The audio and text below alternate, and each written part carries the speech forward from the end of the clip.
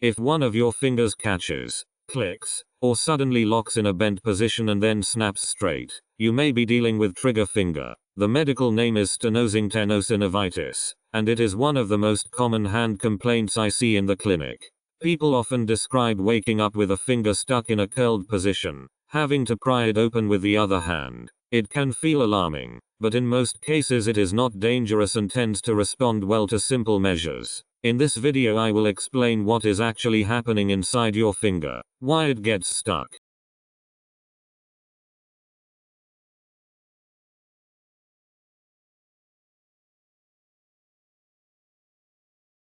To understand trigger finger, picture the tendons that bend your fingers. They run from your forearm down into your hand and fingers, and they glide back and forth through a series of snug tunnels called pulleys. The most important one sits right at the base of the finger where it meets the palm, known as the A1 pulley. Normally the tendon slides smoothly through this tunnel, but with repeated gripping or irritation, the tendon and its sheath can swell, and a small nodule or thickening can form. When that swollen spot tries to squeeze through the tight pulley, it catches, like a knot trying to pass through a small ring. That catches the clicking and locking you feel. This is more common.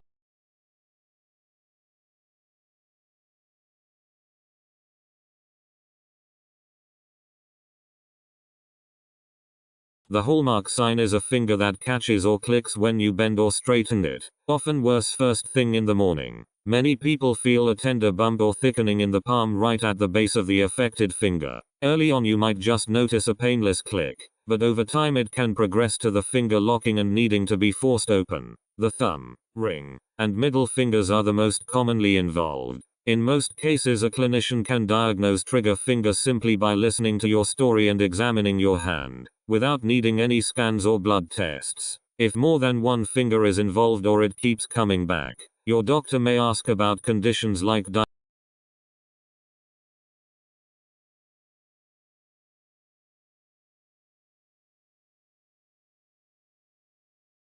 Here's the reassuring part. Many trigger fingers improve without surgery, especially when caught early. The first step is usually to rest the finger from the activities that aggravate it and to avoid prolonged forceful gripping. A common and effective option is a small splint that holds the finger straight, often worn at night, which gives the irritated tendon a chance to settle and reduces that morning locking. Gentle warmth and over-the-counter pain relievers can ease discomfort during flare-ups, though it is wise to check with a pharmacist or doctor about what suits you. When these steps are not enough, a corticosteroid injection around the tendon sheath is a well-established treatment that helps many people.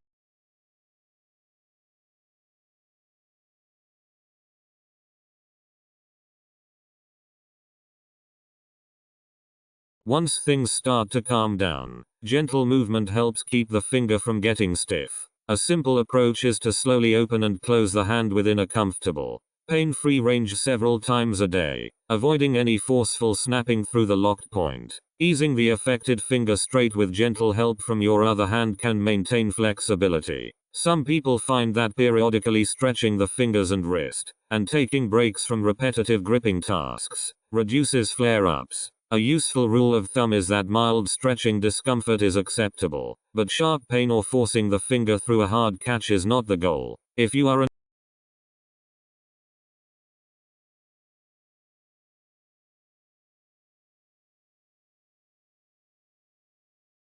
So when should you stop self-managing and get evaluated? See a clinician if the finger becomes stuck and you cannot straighten it at all. If there is significant pain, swelling, redness, or warmth that could suggest infection, or if you have a fever along with it. Also seek care if the problem is not improving with splinting and rest after several weeks. If multiple fingers are involved, or if you have diabetes or another condition that affects healing. A locked finger left unaddressed for a long time can become stiffer and harder to treat, so earlier evaluation is generally better. To recap, trigger finger is a catching of the flexor tendon at a tight pulley near the palm. It is common and usually not serious, and most cases respond to rest, splinting, and sometimes an injection.